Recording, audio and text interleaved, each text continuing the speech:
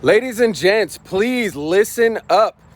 I know I've done a video on this before, but I got to shoot a new video on this just to try and educate as many people as I can. So look, what we're seeing a lot of right now is people are calling us to try to get pre-approved to purchase a new home. And when we're pulling their credit report, we're seeing that they have accounts in dispute, okay? The best advice that I can give you is don't ever put an account into dispute.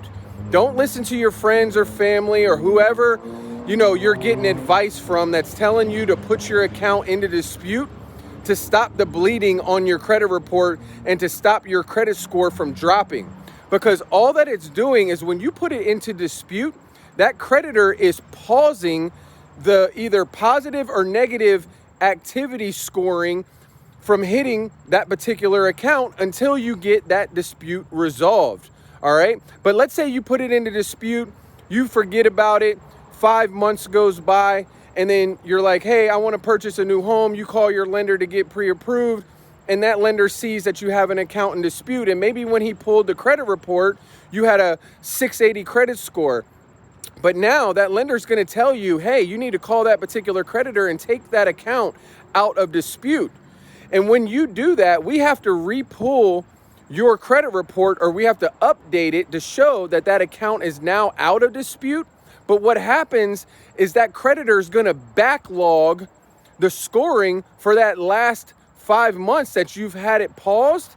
And if you never caught the account up or made the payments on time, it's going to hit that particular trade line with negative reporting, negative scoring, and it's going to drop your credit score.